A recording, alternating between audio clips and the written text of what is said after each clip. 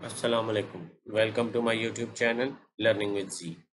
आज हम C S 101 का वीक नंबर 11 पढ़ेंगे, जिसमें मॉड्यूल 146 से 162 तक कवर किया जाएगा। यानी आपका topic number 146 to 162 L M S पे जो आपके सी एस 101 का कोर्स होता है उसके मुताबिक। ये उसी कोर्स के हैंड आउट हैं। मैं दोबारा बता दूं, ये उसी कोर्स के हैंड आउट हैं। ये आपके डाउनलोड सेक्शन में अवेलेबल है। मैं उसी से ही आपको पढ़ा रहा हूँ। ठीक है। अच्छा, 1 to 10 तो ऑलरेडी मुकम्मल हो चुके हैं, वो अपलोड कर दिए गए हैं। इसी प्ले लिस्ट में आपको अवेलेबल मिल जाएंगे, नहीं तो आप हमारे चैनल पर जाके चेक कर सकते हैं। वहाँ से आपको प्ले लिस्ट इसकी मिल जाएगी, या सर्च कर लीजिएगा इसके लेक्चर्स को। अच्छा, आइए हम देखते हैं कि मॉड्यूल 146 जो कि वीक नंबर 11 है, उसमें क्या है। डाटा एब्स्ट्रैक्शन, ये कॉन्सेप्ट शुरू हो रहा है, नया टॉपिक शुरू हो रहा है। Arrays and aggregates. अब अरे क्या, हमने पहले अरे पढ़ा था कि ये डाटा स्ट्रक्चर है। इसके अंदर आप डाटे को स्टोर कर सकते हो 1 डायमेंशन या 2 डायमेंशन। इसे रेक्टेंगुलर ब्लॉक कहा जाता है। Data entries are same type. The simplest form of array is 1 dimension single row. हर रो में आइडेंटिफाई बाय उसके इंडेक्स के मुताबिक। अरे का इंडेक्स हमने C++ में पढ़ा था कि 0 से स्टार्ट होता है। बाकी लैंग्वेजेस का डिफरेंट हिसाब है। जो यहाँ पर आपके कोर्स में पढ़ाई जा रही है वो C++ है इसके अंदर, और आपने फर्दर आगे पढ़ना भी है तो उसके अकॉर्डिंगली 0 से स्टार्ट होता है। कुछ लैंग्वेजेस में 1 से भी स्टार्ट होता है इसका इंडेक्स। और 2 डायमेंशन अरे जो हम बात कर रहे हैं वो होती है रोज एंड कॉलम पे। आपने जब लाइक मैट्रिक्स रिप्रेजेंट कराना हो या टेबल रिप्रेजेंट कराना हो तो हम 2 डायमेंशन अरे यूज़ करते हैं, ताकि डाटे को जो है वो बेहतर तौर पे करवाया जा सके स्टोर। एक इसमें एजिटेड टाइप जो हम पढ़े हैं अरे में, वो होती है the block of data item that might be different and different type and sizes. यानी जो भी आपकी वैल्यूज़ होती हैं वो डिफरेंट भी हो सकती हैं हर उसके अंदर जो आपकी इंडेक्स है, और उसकी डाटा टाइप भी डिफरेंट हो सकती है। अभी तक हमने यही पढ़ा था कि रे की एक ही डाटा टाइप होती है, इंटीजर होगा, करैक्टर होगा, या वो डबल होगा या स्ट्रिंग होगा। लेकिन हमने ये एजिटेड डाटा टाइप में डिफरेंट होता है। The item within the block are usually called a field. हर जो ब्लॉक के अंदर, यानी पहला आइटम जो होगा जिस रो नंबर और कॉलम नंबर पे होगा उसे हम फील्ड बोलते हैं। ठीक है। आगे हम बाकी डाटा टाइप देख लें। पहले एक डाटा टाइप है list, which is a collection of entries who are arrange sequentially. एक ऑर्डर में सिक्वेंशियल ऑर्डर के अंदर स्टोर होती है। स्टार्ट जो होता है उसे हेड कहते हैं, एंड को टेल बोलते हैं। ठीक है। बस इतना ही आपको कॉन्सेप्ट चाहिए। यहाँ पर अगला कॉन्सेप्ट है स्टैक का। इस स्टैक के अंदर 2-3 कॉन्सेप्ट हैं। सबसे स्टैक में ऐसे होता है कि जब से जो सबसे टॉप पे एंट्री डाली गई है ना, वो सबसे पहले बाहर निकाली जाती है। जो सबसे नीचे वाली एंट्री है, यानी वो सबसे पहले जो डली होगी वो सबसे एंड पे निकलेगी। जो सबसे अभी जो फ़ौरन डाली है ना, सबसे ऊपर जो सबसे एंड पे डली है वो सबसे पहले निकलेगी। जब निकालने को प्रोसेस को पॉपिंग कहते हैं, डालने को वैल्यू को पुश कहते हैं, पुशिंग। इसका जो वो होता है stack is being known as last in first out, LIFO. ये एमसीक्यूज में पूछा जा सकता है। ये इसकी डेफिनेशन देख लें। Stack is a list in which entries are inserted and remove only at one head, at the head. सिर्फ हेड के ऊपर निकाला जा सकता है और डाला जा सकता है। ये आपको मैंने समझाया। इसके अंदर एक कॉन्सेप्ट होता है back tracking, refer to the process of backing out of the system in an opposite order from the system was entered. ये सिस्टम को उसकी सिक्योरिटी को इम्प्रूव करने के लिए बैक ट्रैकिंग हमारी यूज़ होती है, एक टेक्निक। यानी जिस प्रोसेस से सिस्टम के अंदर जो है वो आपने सिस्टम में डाटे को इंसर्ट किया है या किसी चीज़ को इंसर्ट किया है, उसे ऑपोजिट ऑर्डर में हमने उससे सिस्टम को चीज़ों से बाहर निकालना होता है। इसको बैक ट्रैकिंग कहते हैं। ये बेसिकली हम स्टैक को ही यूज़ करते हैं बैक ट्रैकिंग के अंदर। इसके बाद क्यू है। Queue is the list in which entries are removed at the head and new entries are inserted only at tail. अब इसका और लिस्ट का थोड़ा सा फ़र्क यही है कि लिस्ट में ऐसे होता था कि उसके अंदर हेड में डाला जाता है और आप हेड से इंसर्ट करते हो। ठीक है।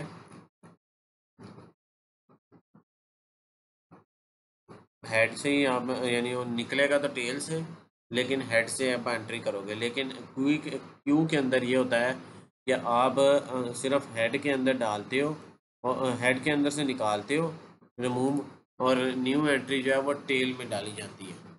ये फर्स्ट इन फर्स्ट आउट है, जो पहले जाएगा वो पहले बाहर आएगा। आपको ये डायग्राम से समझा देता हूँ कि जिल है, बॉब है, डेवन है, और ये उसने नंबर ऐड किए हुए हेड और टेल पे।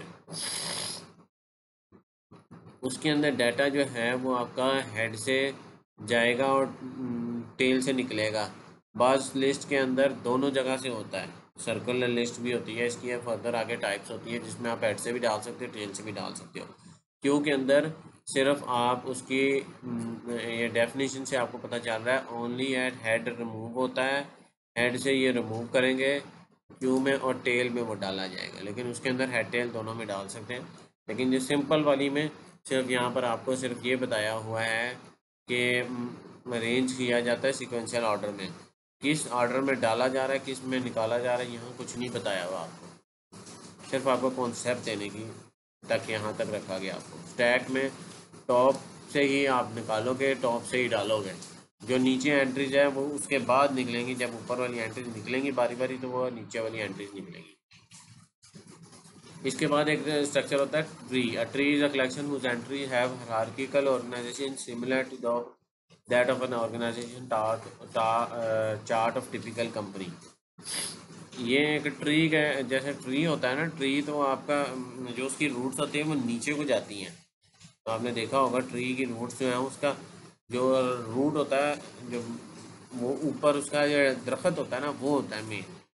तो ये भी इसी तरह ही है कि प्रेसिडेंट सबसे पहले, फिर वाइस प्रेसिडेंट, फिर वाइस प्रेसिडेंट के नीचे जो आगे डिपार्टमेंट है, इस तरह ट्री जो है वो चलता है। इसमें हर जो है वो उसको एक नोड कहा जाता है। हर ये नोड है, जो सबसे ऊपर नोड होता है उसे रूट नोड कहते हैं, जो सबसे एंड पे नोड होता है उसे टर्मिनल नोड या लीफ नोड कहा जाता है। Number of nodes in the longest path from root to leaf, यानी रूट से लीफ तक जो लॉन्गेस्ट पाथ होता है उसे डेप्थ ऑफ ट्री बोला जाता है। ये अभी बस यहाँ तक पढ़ना है आपने, फर्दर किसी कोर्स के अंदर जो है इसको एडवांस पढ़ेंगे। इसके अंदर दो तीन और कॉन्सेप्ट हैं कि पेरेंट और चाइल्ड। हर पेरेंट के चिल्ड्रंस होते हैं और सिबलिंग्स होते हैं।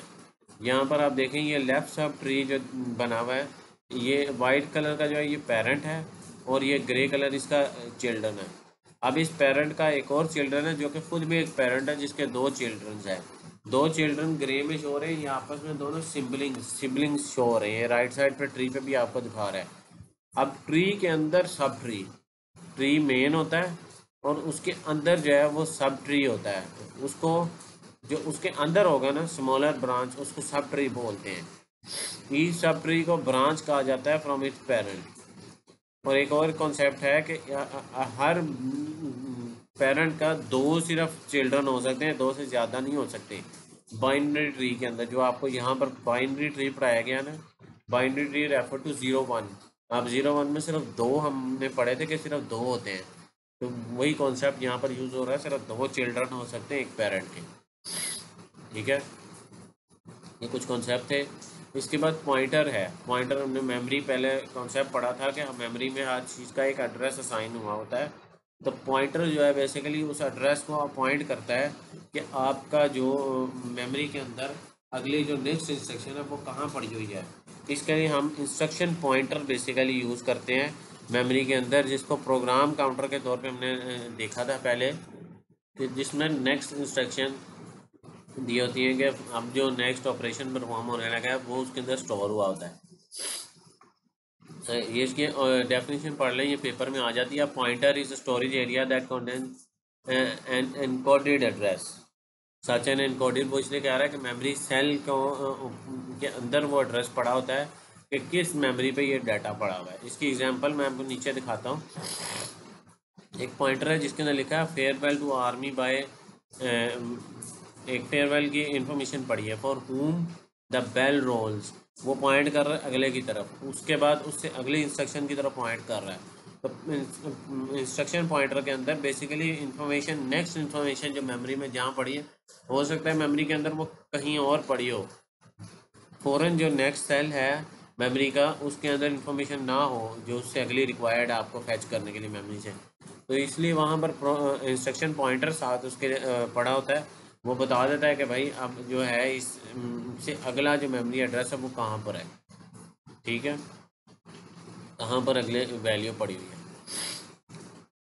अच्छा, अब यहाँ पर एक कॉन्सेप्ट आ जाता है, हम बेसिकली डेटाबेस सिस्टम ही डाटा एब्स्ट्रैक्शन से मूव कर रहे हैं हम डाटा बेस सिस्टम के अंदर। ये अब नया कॉन्सेप्ट स्टार्ट हो रहा है। डाटाबेस होता है refer to a collection of data that is multi dimension in the sense that internal links between it entry make information accessible from the variety of perspectives. यानी आपका जो भी डाटा होता है ना उसकी कलेक्शन ऑफ डाटा कहीं पर स्टोर किया हो, आपका डाटाबेस रिकॉर्ड इंफॉर्मेशन, स्टूडेंट की इंफॉर्मेशन है, हॉस्पिटल का इंफॉर्मेशन सिस्टम है, उसका कहीं जो डाटा पड़ा हुआ है ना इंफॉर्मेशन के, पेशेंट कौन कितने पेशेंट अस्पताल में, कौन कौन अस्पताल में काम करता है, या स्कूल में कितने बच्चे पढ़ते हैं, हर बच्चे का रिकॉर्ड होगा। वो रिकॉर्ड कहाँ पड़ा होता है? वो डाटाबेस के अंदर। इसमें एक ट्रेडिशनल फाइल सिस्टम था, फ्लैट फाइल सिस्टम। अब मैं आपको इसको फ्लैट फाइल और डेटाबेस के इस डायग्राम से समझाता हूँ कि डेटाबेस में और फ्लैट फाइल में क्या होता था। फ्लैट फाइल के अंदर जैसे सेल्स रिकॉर्ड सबसे राइट साइड पे लिखा है सेल्स रिकॉर्ड, मार्केटिंग डिपार्टमेंट के अंदर सेल रिकॉर्ड की फ्लैट फाइल, टेक्स्ट फाइल या एक्सेल की फाइल या किसी किस्म की फाइल पड़ी होती थी जिसके अंदर सेल रिकॉर्ड सारा पड़ा होता था। जैसे सबसे लेफ्ट साइड पे customer record, customer service department के अंदर कस्टमर रिकॉर्ड पड़ा होगा।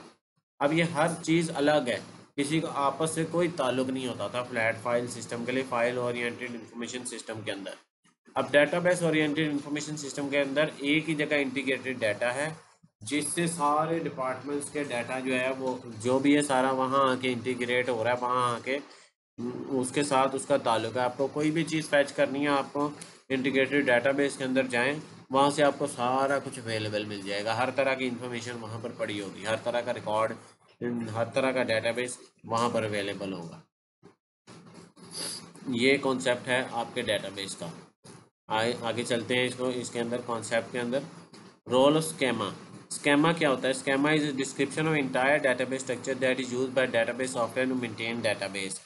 ये बेसिकली डेटाबेस का स्केमा जो है वो स्केमा बनाया जाता है डेटाबेस का स्ट्रक्चर के किस तरह डेटाबेस सॉफ्टवेयर ने डेटाबेस आपके जो डेटाबेस है उसको मेंटेन कैसे करना है, सारे डेटाबेस को, होल एंटायर डेटाबेस को। उसके अंदर सब स्केमा जो है, सब स्केमा होता है कि database pertain to particular user need, यानी जो यूज़र को चाहिए, सिर्फ जस्ट यूज़र को रिक्वायर्ड है वो वाला एरिया उसको दिखाया जाए। अब एक फॉर एग्जांपल इधर एक डिपार्टमेंट है कस्टमर सर्विसेज डिपार्टमेंट, उसको सिर्फ कस्टमर सर्विसेज डिपार्टमेंट का डाटा ही दिखाना है, उसको personal department, purchasing department, marketing का डाटा दिखाने की ज़रूरत नहीं है या उसको एक्सेस देने की ज़रूरत नहीं है। तो यहाँ पर हम ये कॉन्सेप्ट अप्लाई हो रहा है कि सब स्केमा के अंदर हम उसको उस तरह का एक्सेस देंगे कि वो सिर्फ अपने ही सेक्शन को एक्सेस कर सके, बाहर से ना कर सके, ठीक है। उसी की एग्जांपल या यूनिवर्सिटी की दी हुई है। आप लाइक कंप्यूटर साइंस का डिपार्टमेंट है, उसके अंदर आपका कोर्स है CS101। अब जो उसका टीचर होगा सिर्फ उसको उसी का ही एक्सेस मिलेगा, उसी के स्टूडेंट उसको नज़र आएंगे। उसको ये नहीं होगा कि दूसरे किसी डिपार्टमेंट के, मैथमेटिक्स के डिपार्टमेंट के स्टूडेंट्स शो हो रहे हैं टीचर को, ऐसा नहीं होगा। उसको सिर्फ और सिर्फ वो स्टूडेंट शो होंगे जो उसके डिपार्टमेंट के होंगे। ये इसकी एक एग्जांपल है। अच्छा, डेटाबेस मैनेजमेंट सिस्टम। अब हम ये जो सारी चीज़ पढ़ रहे हैं वो कैसे हो रहा है, वो डेटाबेस मैनेजमेंट सिस्टम के अंदर काम हो रहा होता है। यूज़र एप्लीकेशन सॉफ्टवेयर से इंटरेक्ट करता है, एप्लीकेशन सॉफ्टवेयर नीचे डेटाबेस मैनेजमेंट सिस्टम से इंटरेक्ट करता है, और उसके बाद एक्चुअल डाटे से जो है वो डेटाबेस मैनेजमेंट सिस्टम का काम है वो इंटरेक्ट करें, हमने इंटरेक्ट नहीं करना होता है। ये डेटाबेस मैनेजमेंट सिस्टम का काम है वो ऑटोमेटिकली उसके साथ जो है वो करे। अब इसके अंदर एक कॉन्सेप्ट आया था डिस्ट्रीब्यूटेड डेटाबेस। डिस्ट्रीब्यूटिव कंप्यूटिंग हमने पढ़ा था, डिस्ट्रीब्यूटिव सिस्टम या डिस्ट्रीब्यूटेड नेटवर्क के डिफरेंट जगह पर डेटाबेस पड़ा हो, उसको एक्सेस करना हो।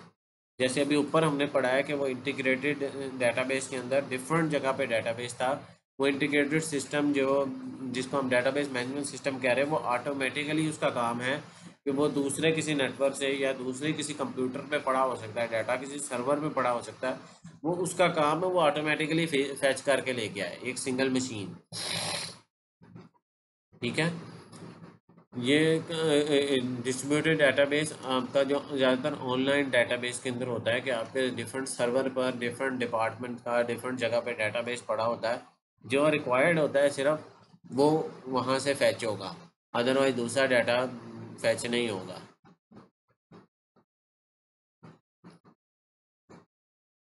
अच्छा, data independency, the ability to change the organisation of data itself without changing the application software.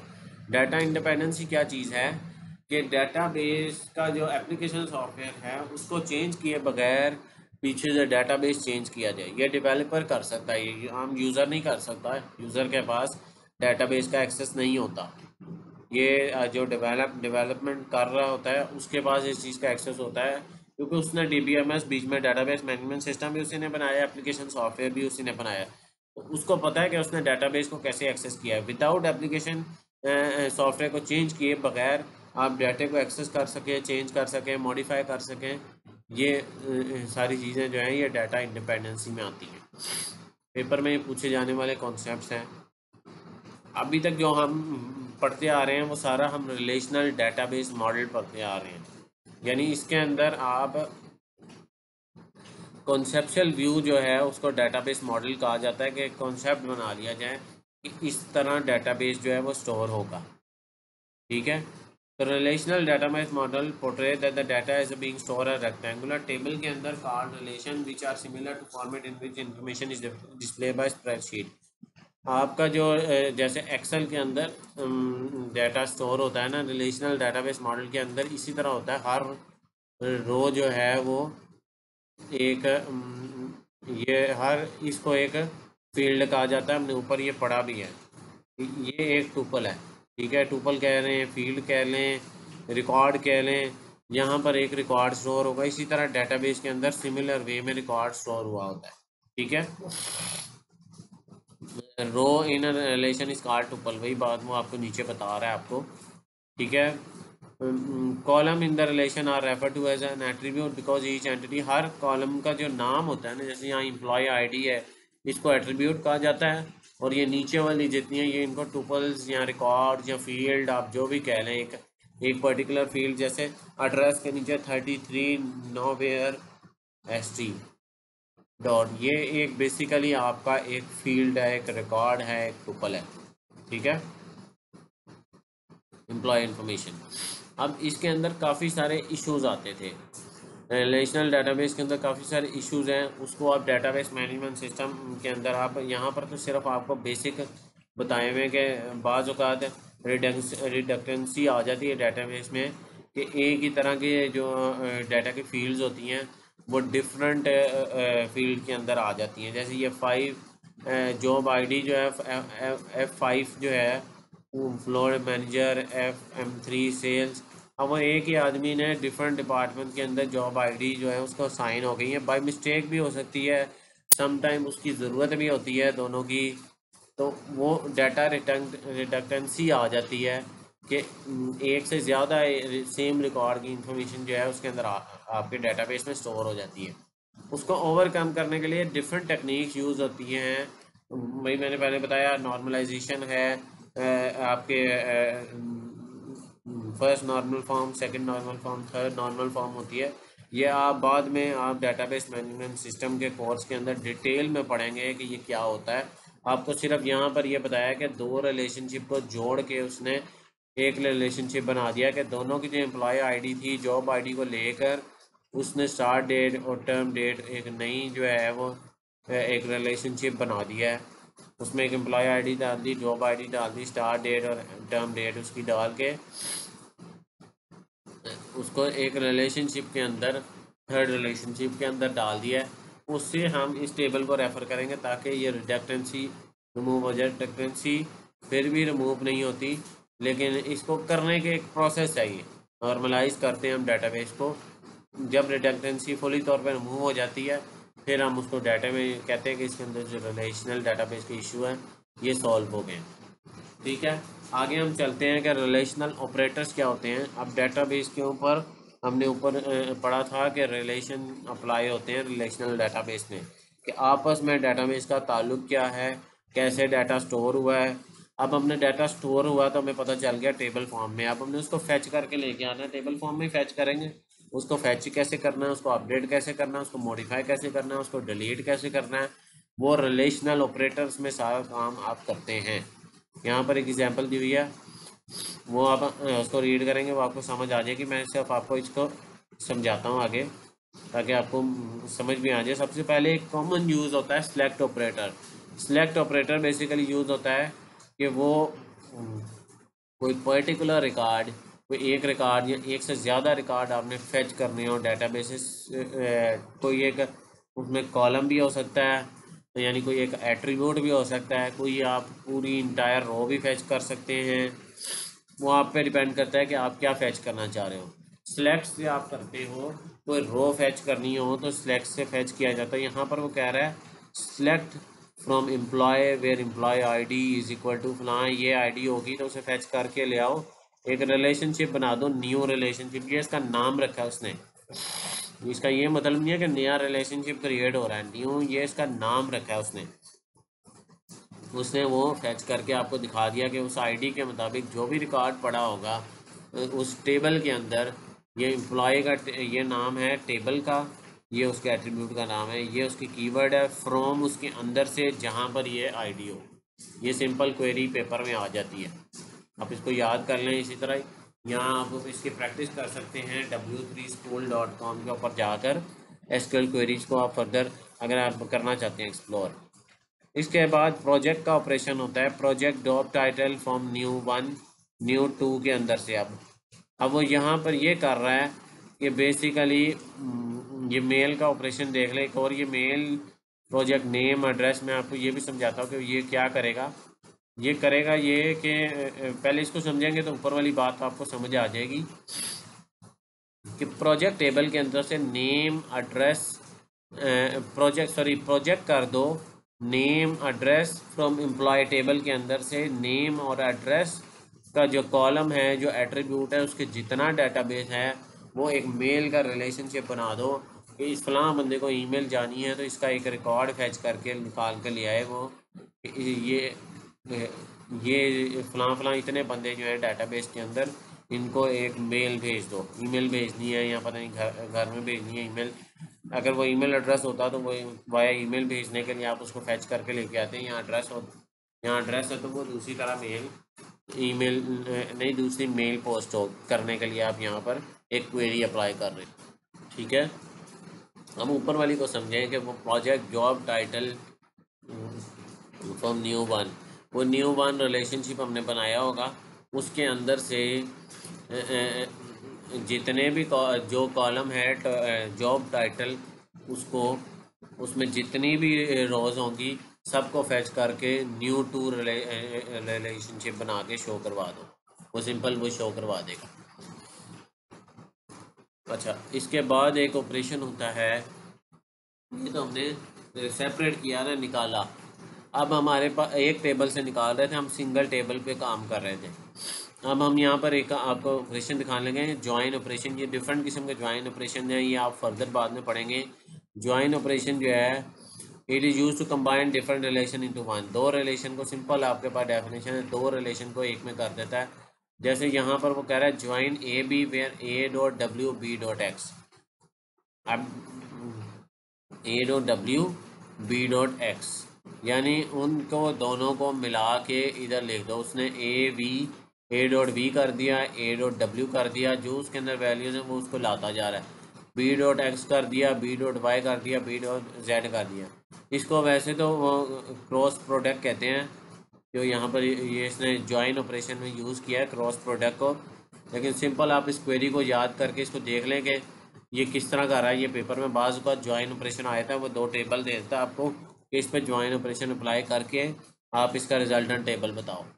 तो ये इस तरह मल्टीप्लाई होके टेबल आता है कि ए और बी जो है वो हमने जस्ट टेबल को रेफर, टेबल का नाम है रिलेशन ए और बी, यहाँ पर कुछ भी नाम आ सकता है, ज़रूरी नहीं है कि ए बी आए, और कॉलम का नाम कुछ भी आ सकता है, ज़रूरी नहीं V W X Y Z आए। तो जस्ट फॉर एग्जांपल उसने आपको दिखाया कि ज्वाइन ऑपरेशन ऐसे परफॉर्म होता है कि दो टेबल को जोड़ दिया जाता है यूजिंग क्रॉस प्रोडक्ट। अब ये उसने थोड़ा सा एक क्वेरी को आपको ट्रिकी बनाया है कि A dot W, A is less than attribute X in the relation B. अब ए में वो कॉलम सिर्फ वो शो करेगा जिस A dot W less than B dot X के, यानी जो कॉलम जो है A is less than attribute X in relation B, यानी ए के जो है वो लेस देन एट्रीब्यूट जो एक्स के अंदर एट्रीब्यूट हैं उनसे रिलेशनशिप बी है। अब उसके अंदर ये होगा कि जो लेस होंगे ना ए से, अब उसके अंदर किस क्या कह रहा है वो, डब्ल्यू और एक्स को रेफर करके देखेगा कि जिसके अंदर थोड़े एलिमेंट होंगे ना, लाइक दो को पहले करेगा 5 से दो आ जाएगा, जो लेस होगा वो आएगा। ठीक है, बाकी वैल्यूज़ नहीं आएंगी। ये थोड़ा कम्प्लेक्स ज्वाइन ऑपरेशन यहाँ पर अप्लाई कर रहा है, बस आपको इसको याद करना है। अब उसने आपको एक रियल एग्जांपल दिया, उसने एग्जांपल में तो वो टेबल सेम ही बना दिया, लेकिन यहाँ पर वो मैं आपको समझाता हूँ कि वेयर असाइनमेंट एंड जॉब, उसने असाइनमेंट एंड जॉब दो टेबल को लिया, ज्वाइन किया, where assignment dot job ID and job dot job ID, job ID के मुताबिक उसने उसको रेफ़र करके यहाँ पर हमने उसको ए और बी किया था, जो वहाँ पर हमने एक्स और डब्ल्यू किया था। ये एक्स और डब्ल्यू करने का रीज़न क्या है और यहाँ पर जॉब आईडी करने का क्यों रीज़न है? बेसिकली इसको प्राइमरी की बोलते हैं कि आपका जो सबसे फर्स्ट जो कॉलम होता है ना ऑलमोस्ट डेटाबेस के अंदर, वो एक प्राइमरी की होता है यूनिकली आइडेंटिफाई। यहाँ एग्जांपल में यूनिकली आइडेंटिफाई नहीं हो पा रहा, वैसे तो ये हो रहा है कि जो डब्ल्यू है और एक्स है इसमें यूनिक है एंट्रीज़ हैं, लेकिन वो आईडी की इस तरह नहीं होती यूनिक एंट्रीज़। वो आप जैसे आपकी व्यू आईडी है वो एक यूनिक एंट्री है, वो एक प्राइमरी की है, तो जॉब आईडी भी एक तरह इस तरह की यूनिक आईडी ही होगी। तो वो उसके थ्रू ज्वाइन होता है दोनों टेबल के अंदर, वो सेम जॉब आईडी मौजूद है असाइनमेंट में, और जॉब उसके मुताबिक उसने ज्वाइन किया। ठीक है, और उसके मुताबिक ही ज्वाइन हो सकता है, विदाउट प्राइमरी की ज्वाइन टेबल नहीं होता।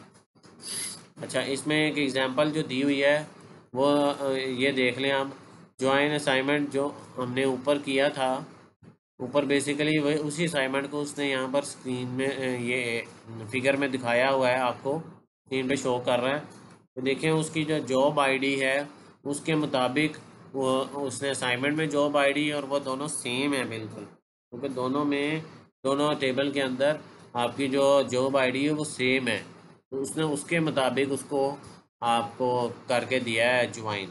तो ज्वाइन करके जो टेबल आएगा वो इस तरह शो होगा, असाइनमेंट वाले टेबल पहले आएंगे, जॉब वाले बाद में आएंगे, लेकिन दोनों की आईडी जो है वो job ID assignment job ID दोनों सेम है, तो उनका भी कॉलम बीच में उसने लगाया। अच्छा, select star from new one, assignment dot term date list project, assignment dot employ ID job dot department from. अब ये दो रिलेशनशिप को मिला के एक और रिलेशनशिप बनाया जा रहा है।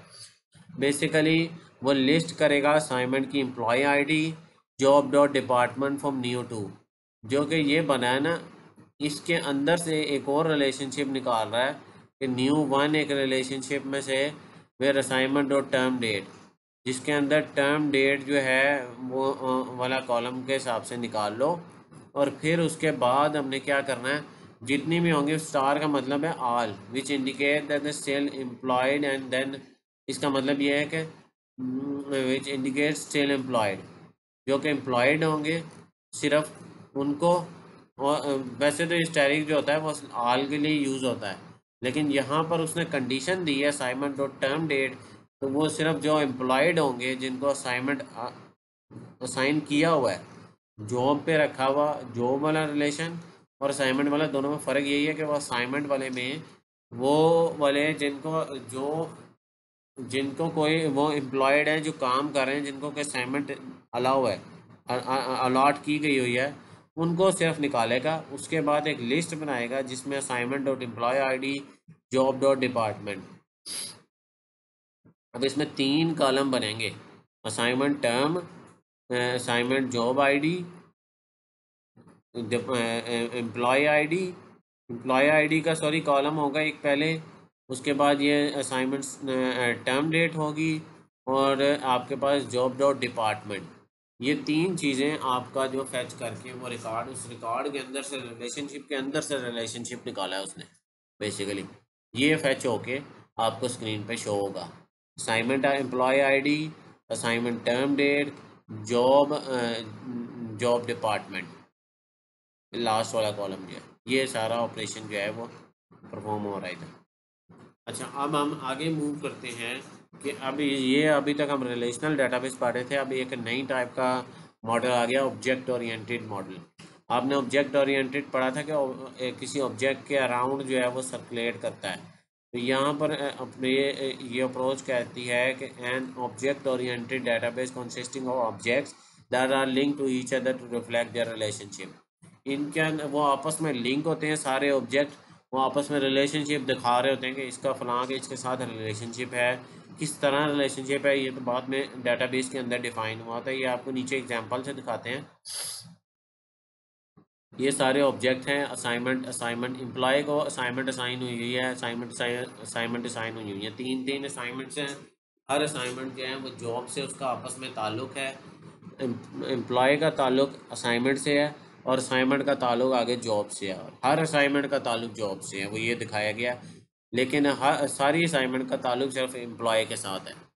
अब वो एम्प्लॉय एक हो सकता है, ज़्यादा हो सकते हैं, ज़्यादा एम्प्लॉय भी इसके ऊपर साइन हो सकते हैं। इसमें और उसमें फ़र्क ये है, एक कॉन्सेप्ट इसमें पहले मैं बता दूं फिर आपको आगे बताता हूँ कि persist database object that are created and added to database must be saved after the program that created terminates। अब ये रैम वाला कॉन्सेप्ट यहाँ पर आ जाता है। यानी कुछ ऑब्जेक्ट डेटाबेस के अंदर ऐसे होते हैं जो परसिस्ट नहीं करते, वो जब डेटाबेस टर्मिनेट होता है तो वो डिलीट हो जाते हैं। लेकिन वो पहले रिलेशन डेटाबेस के अंदर ऐसे होता था कि जो रिलेशनशिप आप नहीं क्रिएट करते थे उसका बाज़ औक़ात कुछ जगह पर रिक्वायर्ड नहीं होता था, तो वो हम उसको परसिस्ट डेटाबेस उसको कराना पड़ता था, उसके अंदर स्टोर कराने के लिए सेव करना पड़ता था। लेकिन इसके अंदर ऐसे होता है कि इसके अंदर परसिस्ट रहते हैं ऑब्जेक्ट ओरिएंटेड मॉडल के अंदर। तो डेटाबेस में अगर आपने उसको बंद भी कर दिया है सेव किए बगैर, तो वो आपके एक जगह स्टोर होते हैं, आप बाद में उसको करके अपडेट कर सकते हो बाद में अगर डेटाबेस करना हो। ठीक है, डेटाबेस को जो ऑब्जेक्ट होता है, creating persist object is significant departure from noun. अच्छा जी, अब इसमें फ़र्क मैं आपको समझाता हूँ। जो मेजर डिफरेंस ये है कि object oriented offer numerous argument to show why object oriented approach to the database is better than relational. One is the object-oriented approach, allow entire software application and database to be designed in the same paradigm के अंदर। जो आपका पहले होता था relational database के अंदर, उसके अंदर ऐसे नहीं था। उसके अंदर ये होता था कि जो आपका डेटाबेस है, डेटाबेस मैनेजमेंट सिस्टम, वो आपस में इंडिपेंडेंट थे। आपका एप्लीकेशन सॉफ्टवेयर और डेटाबेस मैनेजमेंट सॉफ्टवेयर बिल्कुल ही इंडिपेंडेंट थे। आप उसको यूज़ करते थे उस अपने एप्लीकेशन सॉफ्टवेयर के साथ। उसके अंदर डाटा इंडिपेंडेंसी का कॉन्सेप्ट भी आपने पढ़ा था। ऑब्जेक्ट ओरिएंटेड में आपकी एप्लीकेशन सॉफ्टवेयर, आपका डेटाबेस मैनेजमेंट सिस्टम और डेटाबेस इटसेल्फ एक ही जगह पड़ा होगा, एक ही जगह रिसाइड होता है। सेम पैराडाइम को यूज़ करके आप इसको बना रहे होते हो, क्रिएट करते हो। ये एक सबसे पहला डिफरेंस है। उसके बाद object oriented data paradigm offer database design potential for storing intelligent object rather than merely data. ये थोड़ा सा इंटेलिजेंट और स्मार्ट है डेटाबेस डेटाबेस का डिज़ाइन इसके अंदर। Object an object can contain a method describing how he should respond to message regarding content relationship. अब इसके उसमें ऐसे नहीं होता था कि उसके अंदर कोई फंक्शन भी साथ स्टोर होता। इसके अंदर साथ फंक्शन भी स्टोर होता है कि डेटाबेस ने कैसे जो है वो मैसेज को रिस्पॉन्ड करना है, उसके कंटेंट और रिलेशनशिप के मुताबिक उसका दूसरे किसी टेबल के साथ रिलेशन है या नहीं है, ज्वाइन का रिलेशनशिप है या नहीं है, कौन सा रिलेशनशिप है, वो सारा जो है वो उसके अंदर ही एड्रेस होता है डाटाबेस। ठीक है, ये कुछ बेसिक डिफरेंस है। आप यहाँ इसको फर्दर रीड करें, एग्जाम्पल कुछ लिखिए, आपको समझ आ जाएगी। अच्छा, आगे हम पढ़ते हैं कि डीबी इंटीग्रिटी। इंटीग्रिटी क्या होता है? इसके अंदर दो कॉन्सेप्ट आते हैं कि डाटा जो है आप डाटाबेस के अंदर स्टोर कर रहे हो, एक तो वो एक्यूरेट हो, ओवरलैप ना और रिडंडेंसी ना हो, कोई उसके अंदर गलत डाटाबेस के अंदर वैल्यू गलत ना हो कि डाटाबेस में ऊपर लिखा हुआ एम्प्लॉय आईडी उसके अंदर नाम सेव हुआ हुआ है, उसकी प्रॉपर जो भी एट्रीब्यूट है उसका प्रॉपर डाटा टाइप असाइन हुई हो कि टीचर है, करेक्टर है, स्ट्रिंग है, उसका डाटा बेस को सही चीज़ असाइन हुई हो, और उसकी डाटा की सिक्योरिटी। एक ये बहुत बड़ा कॉन्सेप्ट है कि डाटा बेस जो है वो सिक्योर होना चाहिए और अथेंटिक यूज़र को दिया जाए, यानी जो डाटा जिस यूज़र को रिक्वायर्ड है ना वो सिर्फ उसको ही शो होना चाहिए। ये नहीं कि आप किसी और डिपार्टमेंट का डाटा किसी और डिपार्टमेंट को भी शो करा रहे हो, वो तो बहुत ज़्यादा इश्यूज पेश हो जाएंगे और बहुत सारे मसले भी आ जाएंगे उस डाटाबेस के अंदर। तो ये डाटाबेस की इंटीग्रिटी का कॉन्सेप्ट ये होता है कि उसकी अथेंटिक डाटा हो, उसकी सिक्योरिटी, उसमें डाटे में एक्यूरेट और करेक्ट डाटा जो है वो उसके अंदर हो, डिटेक्टेंसी ना हो, ओवरलैप ना हो रहा हो डाटा। ये डाटाबेस इंटीग्रिटी का कॉन्सेप्ट है। कमिट और रोल बैक, बेसिकली आपका ये मैं कॉन्सेप्ट आपको समझाता हूँ कि रोल बैक और कमिट क्या होता है। जब भी आप डाटाबेस कोई अपडेट करते हो, कोई ट्रांजैक्शन अपडेट होती है कोई डाटाबेस के अंदर, उसके लॉग्स क्रिएट हो जाते हैं कि ये फ़लाँ यूज़र ने ये डाटाबेस अपडेट किया, कमिट कर दिया। कमिट अपडेट करना या डिलीट करना या कुछ भी करना, उसका मतलब होता है कमिट करना डाटाबेस को। अब इसके अंदर लॉग्स के अंदर एक चीज़ होती है कि the point at which all the step in transaction have been recorded in the log. Commit point उसको कहते हैं जहाँ पर ट्रांजेक्शन जो है वो रिकॉर्ड हो जाती है सारी ट्रांजेक्शन डाटाबेस के अंदर। अब इसके अंदर एक कॉन्सेप्ट है जो हमने रोल बैक का करना है। In the case log can be use to roll back undo the activity actually perform by transaction. जो भी ट्रांजेक्शन ने एक्टिविटी, ये ट्रांजेक्शन वो ट्रांजेक्शन का बात नहीं हो रही जो बैंकिंग ट्रांजेक्शन होती है, ट्रांजेक्शन है ये कि जो रिकॉर्ड हुई है इंफॉर्मेशन उसको अनडू करना, यानी वापस रोल बैक करना, वापस करना। समटाइम गलत रिकॉर्ड डाटाबेस अपडेट हो गया है तो हमें उसको वापस लेके आना है। तो वो लॉग के अंदर हम चेक कर लेते हैं कि किसने कौन सा डाटाबेस कब अपडेट किया था, उसके अंदर रोल बैक की ऑप्शन होती है डाटाबेस मैनेजमेंट सिस्टम के अंदर, हम उसको रोल बैक करते हैं। अब समटाइम्स ऐसे होता है, ये कैस्केडिंग रोल बैक का कॉन्सेप्ट यहाँ पर आता है कि अब एक ट्रांजेक्शन को हम जिसको रोल बैक करने लगे, हमने उसको रोल बैक कर दिया। अब वहाँ पर मसला ये हुआ कि वो दूसरे ये जो ट्रांजेक्शन जिसको हमने रोल बैक किया है वो ऑलरेडी किसी और ट्रांजेक्शन के साथ उसका ताल्लुक होता है। अब जब हम उसको रोल बैक करेंगे तो ऑलरेडी उसमें भी मसला आ जाएगा। हो सकता है वो रोल बैक हो जाए, हो सकता है वो ना हो, तो वो डाटाबेस के अंदर मसला आ जाएगा। इसको कैस्केडिंग रोल बैक कहते हैं। इश्यूज फेस होते हैं यूज़र को इस चीज़ के अंदर, तो बी बहुत ज़्यादा केयरफुली डाटाबेस मैनेजमेंट सिस्टम का जो एडमिनिस्ट्रेटर होता है उसको रोल बैक करना हो तो बड़ा केयरफुली लॉग्स को चेक करके करता है। अब इसको करेक्ट करने के लिए इसमें दो तरह की प्रॉब्लम्स अराइज होती हैं। The problem we consider the problem transaction being executed while the database in the state of flux from another transaction, a situation that can lead to inadvertent interaction between the transaction and the production and the produce erroneous result। अब ये वो कह रहा है incorrect summary problem वो होती है कि एक ट्रांजैक्शन हो रही थी, उसी के दौरान दूसरी ट्रांजैक्शन आ गई। when another transaction try to compute the total deposit in the bank, like total deposit, एक वक्त में एक ट्रांजैक्शन हो रही थी एक डेटाबेस की, साथ ही उसी के उस ट्रांजैक्शन को जो यूज़ कर रही थी चीज़, उसी में एक और ट्रांजैक्शन आ गई। इसको इनकरेक्ट समरी प्रॉब्लम कहते हैं। Another possibility is known as the lost update problem, which is exemplified by two transactions each makes a deduction from the same account।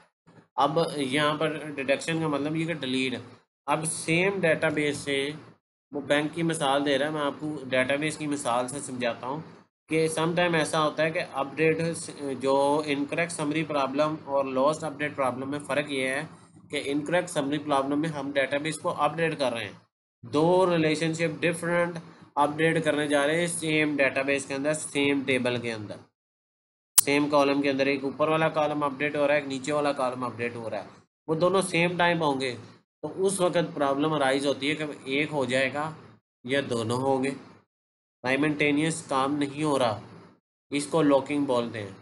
और इसी तरह update problem, lost update problem, अब वो database या तो वो न्यू डेटाबेस डाला जा रहा था, अपडेट होना और चीज़ है, न्यू एंट्री डालना और चीज़ है, या एंट्री प्रीवियस को निकालना, ये तीनों चीज़ें और डिफरेंट होता है कॉन्सेप्ट। अब उसी टेबल के अंदर एक रिकॉर्ड निकाला और एक रिकॉर्ड हमने डाला, अब रिकॉर्ड डलेगा किधर, निकलेगा किधर, किस फील्ड में आएगा डाटा, एंड में जाएगा या उसी जगह डलेगा जहाँ पर डालना है। तो ये एक प्रॉब्लम होती है, इसको हम लॉकिंग प्रोटोकॉल के ज़रिए जो है वो करते हैं resolve, in which the item within the database are currently being used by some transaction mark. अगर कोई और ट्रांजैक्शन के उस वक्त यूज़ कर रहे हैं एक ट्रांजैक्शन को एक टेबल के अंदर, डेटाबेस अपडेट होने लगा, हम उसको लॉकिंग प्रोटोकॉल के ज़रिए मार्क कर देते हैं। अगर कोई और यूज़र आकर उस जगह पर अपडेट करने लगेगा तो वो उसे अपडेट नहीं करने देगा, वो कहेगा ये लॉक है ये डाटाबेस। अब इसके अंदर दो तरह के लॉक होते हैं, एक्सक्लूसिव और शेयर्ड। शेयर्ड ये होता है कि उसको शेयर कर देता है कि इसको कोई और अपडेट कर सकता है, इसके अंदर कोई मसला नहीं आएगा, अगर कोई और दूसरी ट्रांजेक्शन परफॉर्म भी इस टेबल के ऊपर होती है तो कोई इशू नहीं आएगा। कुछ टेबल होते हैं, डेटाबेस होते हैं जिनका इशू आएगा तो वो एक्सक्लूसिव मार्क हो जाते हैं, उसको कोई और नहीं शेयर सकता, वो शेयर्ड एक्सेस उसका नहीं होता। बस ये कॉन्सेप्ट है, ये पेपर में पूछा जाता है लॉकिंग प्रोटोकॉल के अंदर शेयर्ड और एक्सक्लूसिव क्या होता है, इसी को उसने आगे जो है वो एग्जांपल में एलेबोरेट किया है। और इसके अंदर कुछ एल्गोरिदम्स भी यूज़ होते हैं। एक एल्गोरिदम यूज़ होता है वूंड वेट प्रोटोकॉल, यानी all transaction wound young transaction wait for old one, ensure that every transaction ultimately be allowed to complete the task. जब आप उसमें लॉक कर दोगे तो लॉक करने के बाद एक वूंड वेट प्रोटोकॉल बाज का यूज़ होता है कि जो पुरानी ट्रांजैक्शन थी ना, जो पहले आई, जो फर्स्ट काम होगी वो पहले सर्व होके उसको कर देगा, फिर जो उसके बाद आएगी उसको करेगा, उसके बाद आएगी उसको करेगा। इस तरह वो सारी की सारी ट्रांजैक्शन को एग्जीक्यूट कर देगा और सिस्टम जो है वो हार्ड नहीं होगा, कोई मसला नहीं आएगा। ये सारे कॉन्सेप्ट जो है हम पहले पढ़ के आ चुके हैं, उन्हीं कॉन्सेप्ट को हम अब जैसे ऑपरेटिंग सिस्टम के कॉन्सेप्ट थे, आपके मेमोरी के कॉन्सेप्ट थे, ऑलमोस्ट सारे कॉन्सेप्ट सिमिलर ही होते हैं, थोड़ी थोड़ी चीज़ें डिफरेंट हो जाती हैं, आपकी डोमेन चेंज हो जाती है। शुरू में मैंने डोमेन समझाई थी कि हर चीज़ की एक डोमेन होती है, ऑपरेटिंग सिस्टम की एक डोमेन है, डेटाबेस की एक डोमेन है, उसके अंदर चीज़ें जो हैं, उसके अंदर प्रोटोकॉल्स हैं, उसके अंदर डिफरेंट किस्म के कॉन्सेप्ट यूज़ हो रहे हैं। तो ये एक डेटाबेस की डोमेन है, इसके अंदर भी ऑलमोस्ट सिमिलर वही कॉन्सेप्ट होंगे, लेकिन कुछ चीज़ें जो हैं वो डिफरेंट होती हैं। ठीक है, तो यहाँ पर आज का हमारा वीक नंबर 11 मुकम्मल होता है। 146 से 162 तक इसमें आपने कवर करना था और मैंने कोशिश की है कि सारे कॉन्सेप्ट क्लियर करवा दूँ। उम्मीद है कि सारे कॉन्सेप्ट जो क्लियर हो गए होंगे। अगर कोई बात आपको समझ नहीं आई, कोई मसला आपको फेस हो रहा है, तो आप मुझे नीचे कमेंट करके भी पूछ सकते हैं, या मेरा व्हाट्सएप नंबर अवेलेबल है डिस्क्रिप्शन के अंदर, आप उस पर भी मैसेज करके पूछ सकते हैं। अगर कोई इशू फेस हो रहा है किसी और सब्जेक्ट के रिकॉर्डिंग भी है, इसके रिकॉर्डिंग भी है, आप मुझसे सारी चीज़ें पूछ सकते हैं। ठीक है, मेरी वीडियो को लाइक करें, शेयर करें, सब्सक्राइब करें चैनल को, ज़्यादा से ज़्यादा स्टूडेंट के साथ वर्चुअल यूनिवर्सिटी के शेयर करें, ताकि वो इस वीडियो से अपना पेपर की तैयारी करके फ़ायदा उठा सकें। मिलते हैं अगली वीडियो में, तब तक के लिए अल्लाह हाफिज़, अस्सलाम वालेकुम।